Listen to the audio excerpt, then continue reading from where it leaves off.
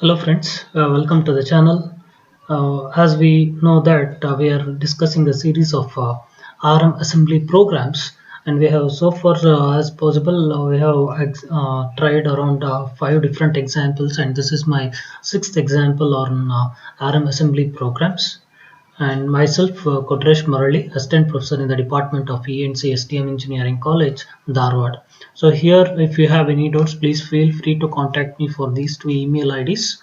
And the book one which I am referring here, it is William Hall textbook.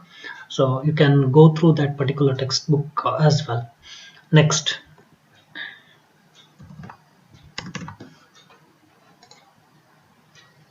Now, in the previous class, we discussed about how to execute the program using uh,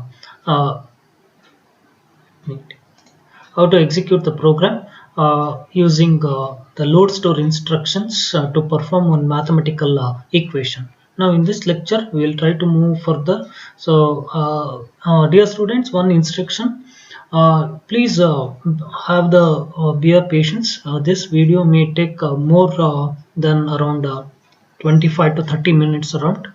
So where we discuss, we try to copy a string of characters from one memory location to another memory locations. Okay, here we will consider different instructions, and this particular example will talk about the LDRB instructions, STRB instructions, and also the assembler directives like EQU and DCD, the assembler directive, and followed by branch instructions, where we go for looping kind of programming in this particular example.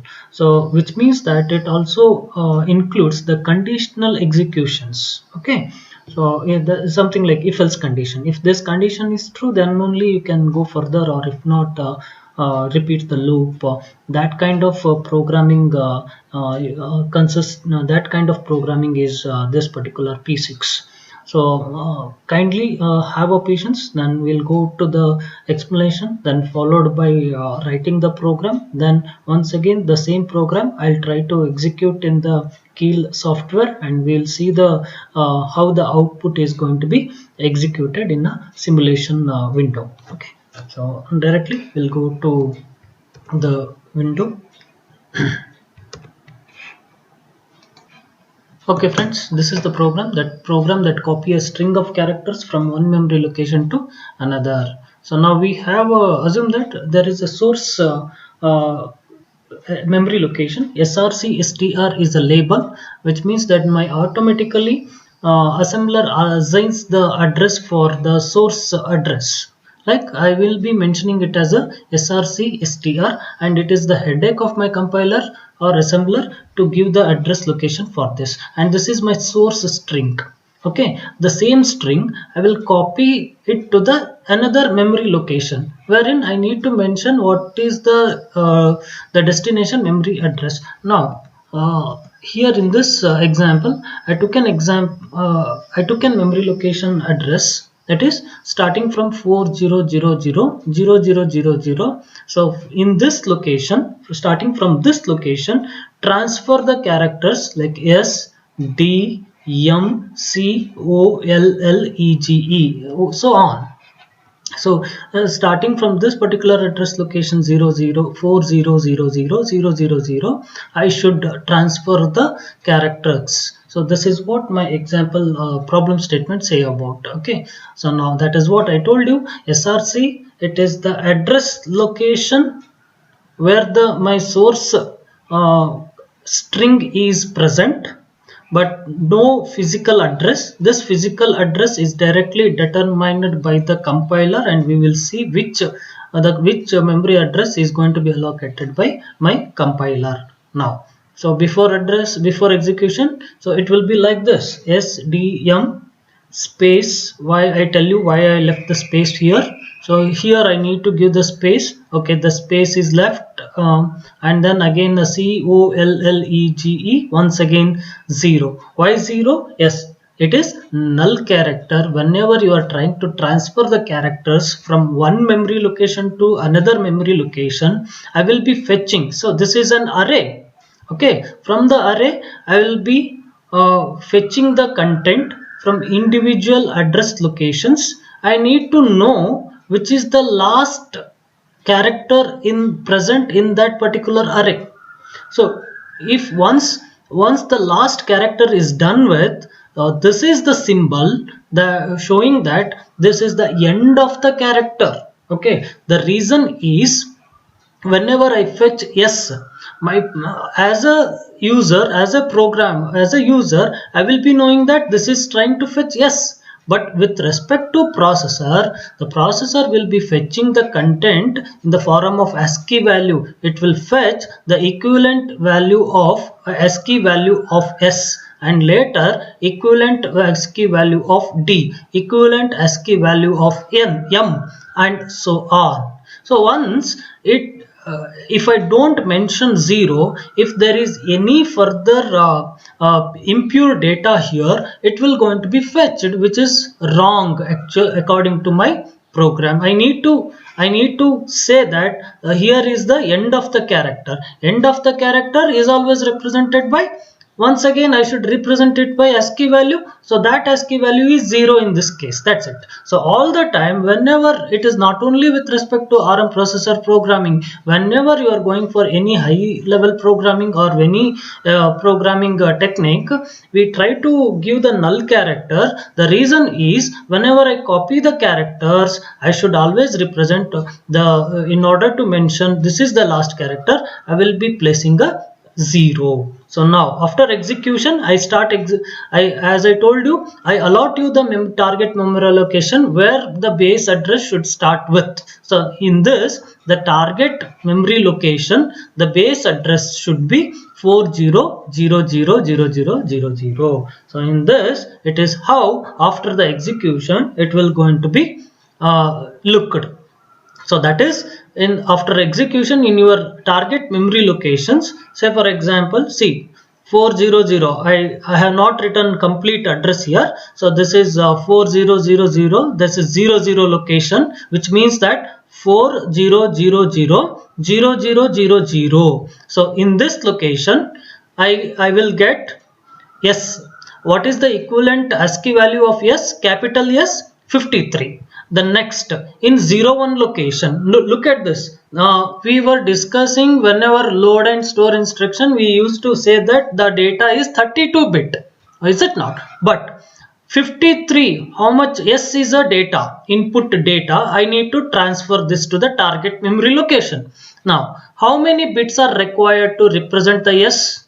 Yes, obviously you need only 8 bits, is it not? The ASCII value is represented by 53, and 53, how many bits are required to represent in the this hexadecimal to binary? So obviously 8 bits are sufficient. So any character you take, so 8 bits are sufficient for me. So once again I will be placing yes in 8-bit width of memory, 53 in one location, then immediately succeeding address is 401. I place the second character, and third character is placed in 02 address location, that is equivalent value of M.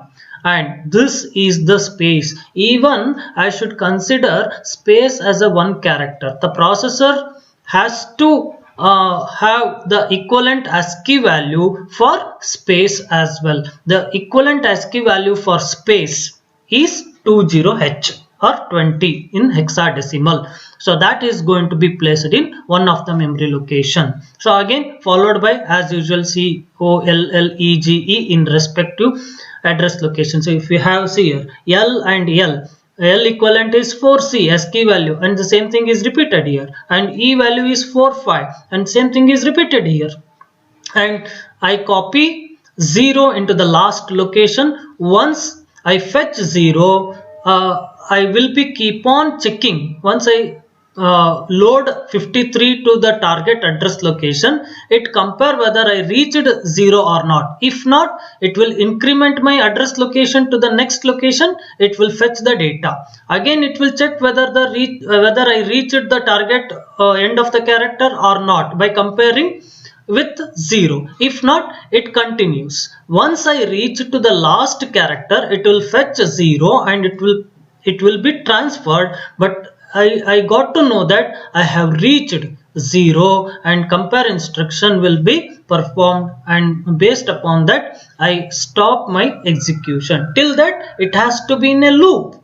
Array, it has to be in a loop from I0 to IN, right? So in this fashion my program of transferring the characters or copying the characters, string characters from one memory location, that is the location is SCR which is labeled, okay, not physical address, and that is going to be copied to the next target address. Now we will see how to write the program for this. So that's what, these are the address locations, these are the ASCII equivalent ASCII values of my input characters.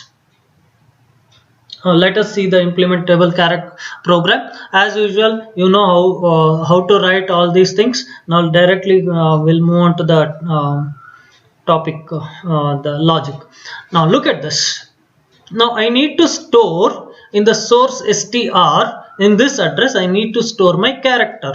As I told you, these character take byte address. So hence I should write this as DCB, not DCD. In earlier case, my ABC, in the previous example where we transfer where we fetched the data from memory and we have done a simple mathematical calculation, there I asked you to consider input ABC as a 32-bit input data. Hence we used DCD there. Now since these characters are of 8-bit data and it is sufficient to represent this as DCB and end character. So the one particular whenever you write the string, make sure that you try to represent it within the double inverted quote. That is one of the very important point, followed by don't forget to write the next data, that is last data 0, to make sure that it is the end of the string. Now my source string is present in a address with a labeled called SCR for which the address is going to be allocated automatically by the assembler. Now what I should do next, I should locate my target address also, right? So yes, SRAM base is a name, variable name I choose, which is equated to, I know, destination address. Hence, since I know the destination address, I will use the EQ directive. And this is also in one of the video lecture we have discussed. Okay. Now I know the destination address.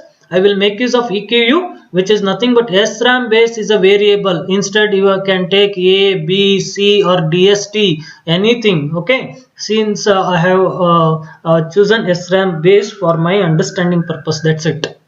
Now what I should do? I should point this to, I should locate the address through the pointer. I should store this address also through the pointer. I should make use of the pointer register, right? So how do you load this? So now look at this. LDR R1 is equal to SCR STR. So make sure that the address is still 32-bit.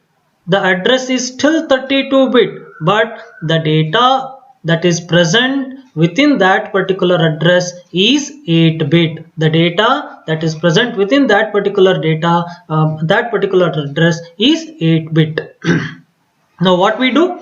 So we place this label, which is nothing but address, that is equal to what? LDR R1, is it not? So which means that R1 will be my pointer register for source. Then once again I'll take R0. R0 will be my destination address pointer. Okay. Now what I should do? I'll take a pointer here. Okay. Now what I should do? I should load the content from where? From SCR STR, where this address is stored, R1, and then I should load it to one of the register. So here I will be loading this address to R1 is used, R0 is also used. So let me go for using R2 here. LDR I will be using LDR, since the data what I am trying to fetch, it is a byte data, and hence I will be using LDRB instruction. LDRB, where the target register should be, the target register is R2, comma, from where I am trying to fetch, I am trying to fetch it from the source pointer, that is R1. So R1, is it not? So I will be fetching the data from content that is present in the R1 address location, and I will fetch it to R2. Now once I did this, the first character is fetched. But what about while moving to the second character? I should always increment my pointer, right? How do you do it? So this is in case of post-indexing methodology. As we learnt it, I will increment my the address of my pointer by how much? How many times? 1. Okay, but since it is a byte address location, only 1 byte is sufficient to move from this particular location to this particular location. So I take a jump of 1 byte. So hence LDRB R2 of R1, the content is going to be placed to R2. Later on, this one indicates the jumping from one to the next location. Now what I need to do? Very simple. Store this S to the target location. Is it not? So I will be using str instruction. Where my data is present? It is present in R2 register, comma. Where I need to place it? I should place it in the address that is pointed out by R1. Is it not? I will place this. Next, I should increment my target, the destination address as well, right? So for which I will be incrementing this by post-indexing method. So again by 1, right? So this is how we will do it here. Fine. So here store strb r2 of R2 comma content the address located by R0. Sorry, the target address is going to be located by R0. I should not write here R1. I'm sorry. This is R0 because R0 consists of my destination address. Now, once I done with this, so I'll check the first in the first iteration. S is transferred to the target address location. Now it is been incremented. Okay, I should check whether this has reached the last character or not. So how do you check this? So obviously I will check the content of R2 that is going to be loaded all the time, whether it has been reached 0 or not. Is it not? So this is going to be checked. The content of R2, whether it has been reached 0 or not. How do you check this? By using the compare instruction. I'll make use of a compare instruction. I see to that whether my register content is being reached 0 or not. So if it is reached, okay, what I should do? If it is not reached, what should I do? I'll compare this with 0. So first S is transferred to the destination address, incremented, then my pointer will be pointing to this, then D is fetched and transferred to the destination address, my pointer is again incremented, and M is transferred to the destination address, space is transferred, similarly COLLEGE, done. Then again it will fetch the 0, and now R2 is equal to 0 at this point, right? R2 becomes 0. R2 becomes 0 means what? So what the compare instruction will be doing? Compare instruction will be internally performing the subtraction instruction, but it will not affect my target register. It affects only my 0 flag is equal to 0 or not. Once R2 is equal to 0, 0 minus 0 is 0, thereby it will set my 0 flag. So till that, see, if R2 is apart from 0, maybe it is the ASCII value of S, or maybe it is the ASCII value of D. Then once you subtract from 0, obviously 0 flag will be what? 0. Is it not? So till 0 flag is 0, it is not highlighted. I ask or I say branch. Where it should go for what it should check? It should check for the 0 flag. Which is the mnemonic that I should use here? The mnemonic that is supposed to be used is NE. Is it not? I think in one of the class we have studied the mnemonics with respect to flag. You please go through once again the conditional flags. So now how the conditional flags are going to be affected with the mnemonics. Okay. So not equal is going to be represented if it is not equal, which means that I say branch not equal. Not equal means what? So if z is equal to 0, that is what the meaning. Whenever if z equal to 1, you leave the branch. So if branch is not equal to branch if not equal to, I say branch if not equal to, repeat the process or once again continue the loop. Once again I'll just highlight this particular point. What we did, first point is very simple. LDR fetch the data and transfer the same data to the target location. Okay. Now what we need to do, whether it has reached 0 or not, I should check it. Now I will be using compare instruction.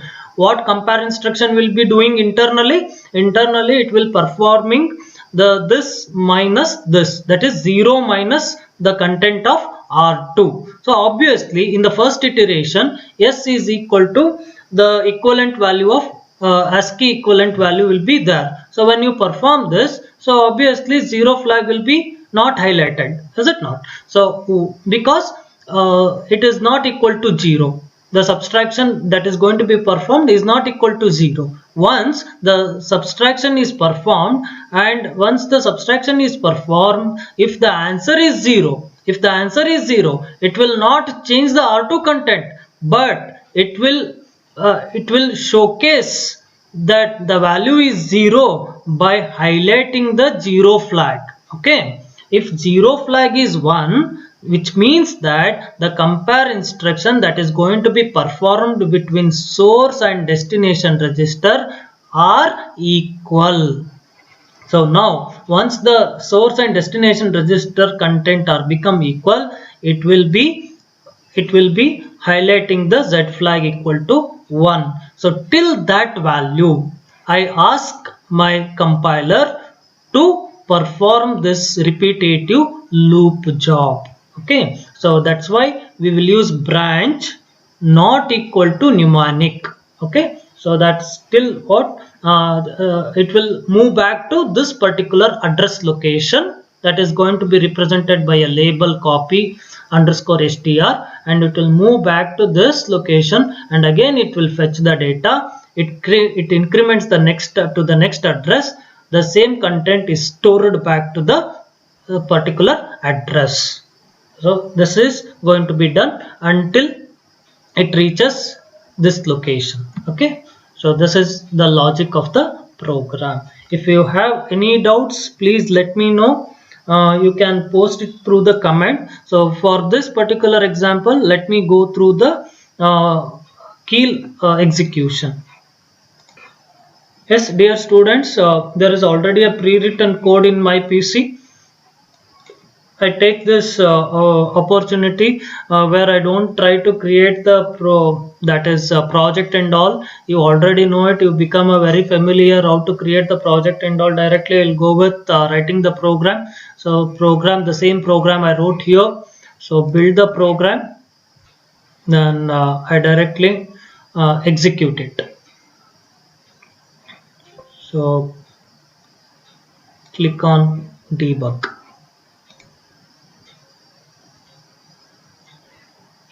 Okay, now my destination address is fixed, but before executing, what we should do, I should give the accessing rights. How do you give it? Go to debug, say memory.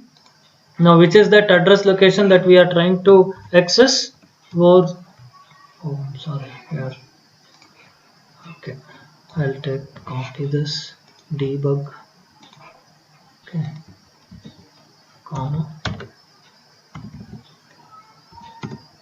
4 sectors. Fine. So read, write, execute, map this range, close. Now I could able to fetch this particular address as I told to my compiler, give me the accessibility for this particular address location. Fine. Now yes, execute. Now read. The first address R1. What is R1? That is where my source is going to be stored. SCR str. Now this address is present in my R1, which is that address 0000001C. So let us see here 1C. I should type it as 0x1C. Now see here 53, 44, 4D. Do you remember these values here? So observe here. Okay, 53, 44, 4D, 20. This is how it is going to be stored in my program in memory locations. So you can observe these inputs 53, 44, 4D. So it is nothing but SDM space 20 space COLLEGE followed by the last input was 0 to represent what? Null character. Next, click. So now the destination address starts with 400, right? So my data has to be fetched from this address location and it should transfer it to the target address location. Let me copy this and we'll see whether this data is going to be transferred or not. Okay, 400 address location. Okay. Now, what is the content R1, R2 equal to 1D, R2 equal to 53. The first data 53 is fetched to, or is now it is present in R2. Okay. Now once again it has to be stored this address to 40, this data to 400 location as I received 53 here. Okay, equivalent ASCII value of S. Now I repeat the process. Next, it has to check whether, observe carefully here, before to that, 0 flag, not negative flag is 0, 0 flag is 0, carry flag is 0, everything is 0. Now what it performed?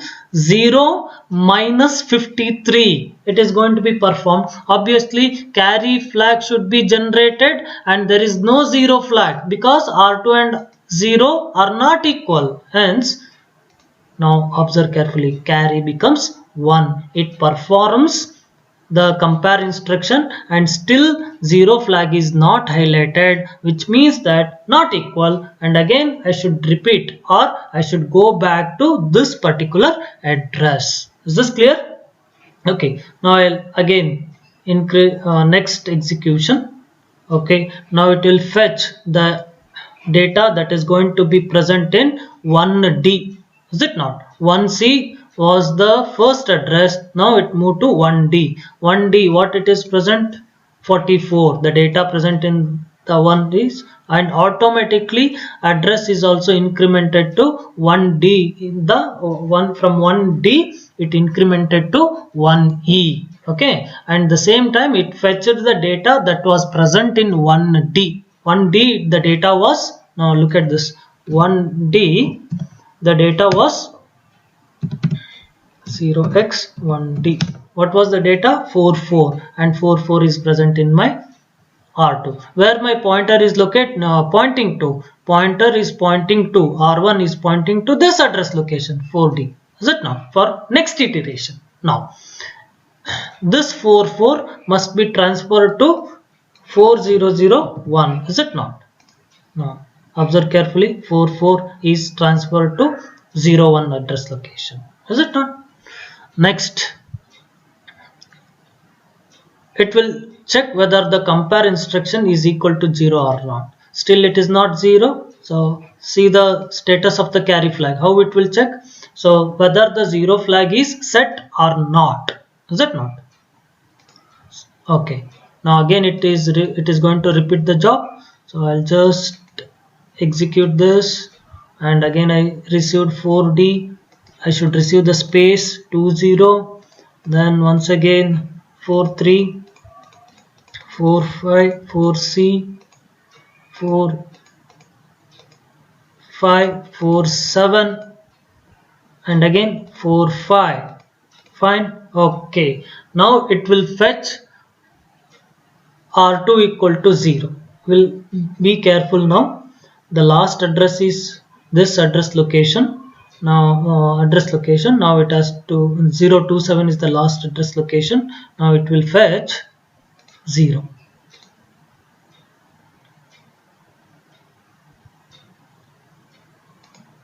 Oh, okay. R2 value is 0 now. Is it not? The last data is fetched. Now observe carefully in the next instruction. Okay, R2 minus. Now be careful how the Z flag is going to be changed. See, subtraction 0 minus 0, the answer is 0, but the R2 content will not change at any point of time. Okay. In the previous case also you might have observed R2 value will not change. The target register content will not change. It will remain as it is. But flags are affected. Now it affects, since both the input data R2 is also 0, it is comparing with 0. So now since 0 minus 0, it is 0. How it is going to be shown? By highlighting Z flag to 1. Now see here, Z flag is 1. Since Z flag is 1, so it indicates that for me it indicates that I have copied all the data, so no need to copy the further data. So I just this condition is not satisfied, and end of the execution. I hope you got this particular program, the logic, wherein which we have discussed the branch instruction, looping concept, and followed by the data, how to fetch the byte instructions. So since the data was 8-bit, and we are trying to fetch the byte of the data from the memory, and how to store the byte of the data to the memory, and post indexing addressing methodology, and followed by how to use DCP assembler directive for these kind of applications, and followed by how to, main important is we discussed how to transfer the character, not the numbers, not any integers. We were trying to transfer the characters, since processor can understand only ASCII values, and hence we could able to see the transferring of ASCII values from source to destination. I am trying to store this as English alphabets, but while storing in the memory location, is it not, in the memory location, these characters are stored into its equivalent ASCII value, and those ASCII values are fetched and placed into the target address. And I need to check, while fetching, I will be checking out whether my last data is 0 or not. Why? I will be checking that if whether this data is 0 or not, it indicates that no more further characters are present. Apart from 0, rest of all ASCII values will be having some character meaning, is it not? So hence, if none other than if 0 is not present, there will be some other ASCII character. It thinks that it is a character and it will start reading. So I always make sure that, so you guys make sure that you place a 0 as a null character. Okay, so I hope you got this concept. If you still have any sort of doubts, I tried my level best to convince this particular program. Still, if you have any doubts at any point of time, or any corner of the program, okay, feel free to contact me either through the mail, or you can put the comment in the comment section. Okay, I hope you have learned a very fantastic programming and a much inherent features of your ARM processor by exploring various instructions and by exploring various assembler directives, how to make use them, how to work with the memory, how to fetch the content present in the memory, how to store it back to the memory, etc., etc., etc. Okay. Okay, wish you all the best. Keep watching the channel for more updates. You can subscribe to my channel. Thank you very much. Wish you happy programming.